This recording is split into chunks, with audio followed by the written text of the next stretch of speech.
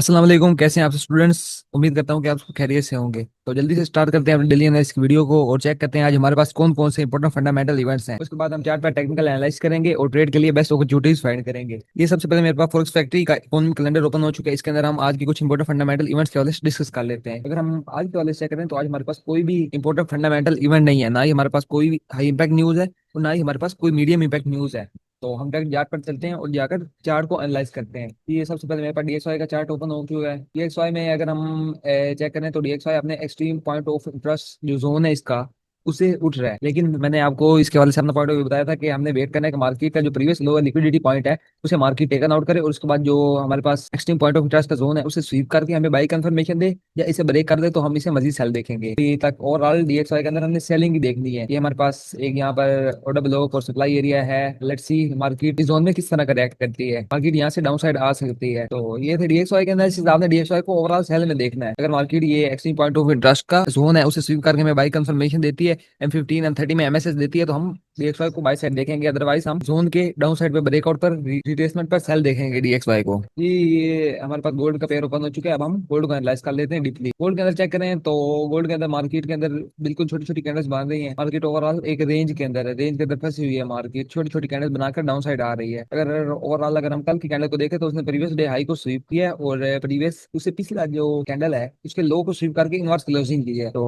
अगर हम डेली बयास को चेक करें तो डेली बयास हमारा बुलिश है, क्योंकि ये जो कल की कैंडल थी, परसों की कैंडल, वो थी इनसाइड बार कैंडल, इसलिए हम उससे पिछली कैंडल को देखेंगे। अगर हम उससे पिछली कैंडल को देखें तो उसका मार्केट ने लो स्वीप करके इनवर्स क्लोजिंग ली है। जो बयास है आज का बुलिश है कि मार्केट आज बुलिश साइड पे कुछ रिट्रेसमेंट ले सकती है थोड़ी सी। अगर हम H4 के अंदर चेक करें तो H4 के अंदर भी मार्केट ने बार बार अपने प्रीवियस लोज को ना स्वीप कर रही है और लिक्विडेट कर रही है। मार्केट में लिक्विडेशन पैदा कर रही है। एक ब्रेकर ब्लॉक का हमारे पास एक ब्रेकर ब्लॉक है, उसके ऊपर मार्केट रेंज कर रही है। मजीद छोटे टाइम फ्रेम में आ जाते हैं। मजीद छोटे टाइम फ्रेम में आए तो H1 के अंदर मार्केट यहाँ पर M30 के टाइम फ्रेम में आ गया। M30 के टाइम फ्रेम में आ जाते हैं। मैंने आपको वीकली आउटलुक की वीडियो के अंदर अपना पॉइंट ऑफ व्यू बनाया था गोल्ड के रिलेटेड कि अगर गोल्ड की मार्केट अपने प्रीवियस लो को डाउन साइड पे ब्रेक करती है, वैलिड लो को, उसके बाद रिट्रेसमेंट लेती है, तो हमारे पास ये लिक्विडिटी पॉइंट होगा। इसे मार्केट टेकन आउट करेगी और सेकंड लिक्विडिटी पॉइंट को टेकन आउट करके मार्केट इस जोन से गिर सकती है। मार्केट तकरीबन उसी तरह चली है जिस तरह मैंने आपको बताया था, लेकिन मार्केट अपने जोन पर नहीं आई। मैंने आपको बताया था मार्केट यहाँ पे नीचे क्लोजिंग दे सकती है कैंडल, ये मैंने टूल भी मार्क किया था। मार्केट डाउन साइड पे क्लोजिंग देकर अप साइड जाकर अप साइड से डाउन साइड आ सकती है ऊपर से, लेकिन मार्केट हमारे जोन पर नहीं आई। तो अभी जोन हमारे पास काफी ज्यादा वीक हो चुका है। अगर हम करंट की बात करें तो करंट इस वक्त हमारे पास M15 के अंदर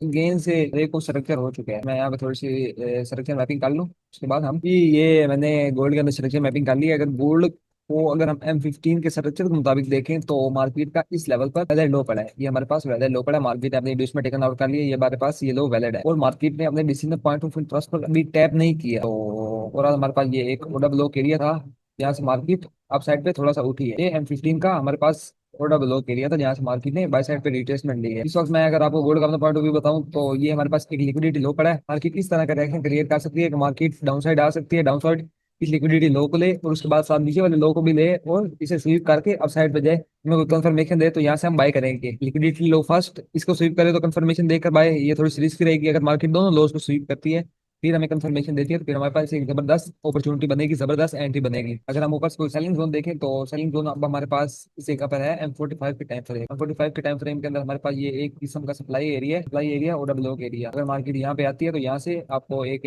अच्छी सेलिंग अपॉर्चुनिटी मिल जाएगी। इसका हाई मार्क कर लेते हैं सप्लाई का, फिर इसे स्वीप करे या जोन के अंदर डायरेक्ट आपको कंफर्मेशन दे तो आप एंट्री ले सकते हैं। तो ये थे गोल्ड के एनालिसिस। नीचे से आप बाय कर सकते हैं और ऊपर से सेलिंग जोन भी मैंने आपको बता दी है। अब हम ऐसा करते हैं कि बीटीसी पेयर की तरफ बढ़ते हैं और बीटीसी पेयर को एनालाइज कर लेते हैं। ये हमारे पास बीटीसी पेयर ओपन हो चुका है। बीटीसी पेयर के अंदर मैंने आपको बताया था कि आपने ओवरऑल सेलिंग देखनी है मार्केट के अंदर। मार्केट रिट्रेसमेंट लेती है तो रिट्रेसमेंट पर आप सेल करेंगे। मार्केट बाइंग जोन पर है, लेकिन मार्केट बाइंग जोन पर एक मरतबा डाउन साइड आके इस लिक्विडिटी लो को टेकन आउट कर सकती है। मार्केट ने बिल्कुल सेम वही सिनेरियो बनाया। मार्केट अप साइड गई। अप साइड में मैंने आपको ये जोन बताया था एक सेलिंग का। मार्केट ने उस पर टैप किया और टैप करते साथ ही डाउन साइड आ गई और तकरीबन मार्केट ने यहाँ पर 390 पिप्स की मूव दी है और एक स्ट्रॉन्ग मूव दी है। तो ये काफी ज्यादा जबरदस्त अपॉर्चुनिटी थी। अगर किसी मेंबर ने ट्रेड लिया है तो उसने अच्छा प्रॉफिट जनरेट किया होगा इस जोन से। मार्केट टैप करते साथ ही डाउन साइड आ गई है। अगर हम अब के लिए एनालाइज करें बीटीसी यूएसडी को तो बीटीसी यूएसडी इस वक्त ओवरऑल एक बाइंग जोन पर है। हमारे पास H4 का बाइंग जोन है जहाँ पर बीटीसी है और H4 के बाइंग जोन के अंदर मार्केट अपना जो प्रीवियस लिक्विडिटी लो है उसे स्वीप कर रहा है। ये H1 की H4 की कैंडल क्लोजिंग में 1 घंटा और 48 मिनट रह गए। अगर ये जो कैंडल क्लोजिंग है वो इसी तरह होती है जिस तरह मार्केट है करंट लेवल पे, जिस तरह मार्केट खड़ी है इस तरह H4 की कैंडल क्लोज होती है तो फिर हम करंट लेवल पर भी बाय का रिस्क ले सकते हैं। ऐसे लो के नीचे छोटा सा स्टॉप लॉस, उसके बाद हम इस हाई को टारगेट कर सकते हैं और उसके बाद आगे मजीद भी इसको हम टारगेट कर सकते हैं। तो ये हमारे पास एक बेस्ट अपॉर्चुनिटी बन सकती है। या आप छोटे टाइम फ्रेम में जाकर रिट्रेसमेंट का वेट करके नीचे से भी एंट्री पकड़ सकते हैं। तो मार्केट इस तरह कैंडल क्लोज कर देती है H4 के टाइम फ्रेम के अंदर, तो आपके पास ये एक जबरदस्त अपॉर्चुनिटी बनेगी। अगर आप इस जगह से मिड से एंटर करते हैं तो तकरीबन ये 1/3 रेशो का सेटअप होगा। इंशाल्लाह इस ट्रेड को कैच करेंगे H4 की कैंडल क्लोजिंग होने पे। उसके बाद अगर हम मजीद चेक करें थोड़े टाइम फ्रेम के अंदर, तो 15 M30 के टाइम फ्रेम के अंदर यहाँ पर एक सप्लाई एरिया भी पड़ा है। M30 के टाइम फ्रेम में हमारे पास ये एक सप्लाई एरिया है, यहाँ से मार्केट ड्रॉप हो सकती है।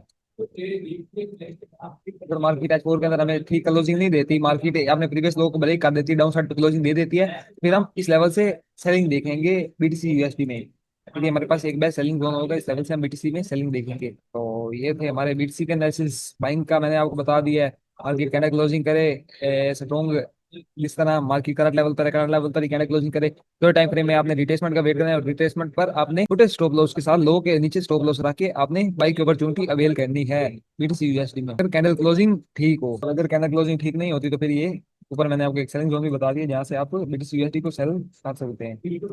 ये M15 और M30 के टाइम फ्रेम का ये एक सेलिंग जोन है। तो ये थे डेली एनालिसिस। इस वीडियो को मैंने जल्दी जल्दी वाइंड अप किया है, क्योंकि वीडियो काफी ज्यादा लंबी हो जाती है और काफी ज्यादा स्टूडेंट्स वीडियो को कंप्लीट वॉच नहीं करते हैं, इसलिए मैं जल्दी जल्दी वाइंड अप करने की कोशिश की है और मेन मेन मैंने अपने एनालिसिस का बता दी है। उम्मीद करता हूँ कि आप सब लोगों को ये वीडियो पसंद आई होगी। मिलते हैं इंशाल्लाह जल्दी एक नई वीडियो के साथ। अल्लाह हाफिज।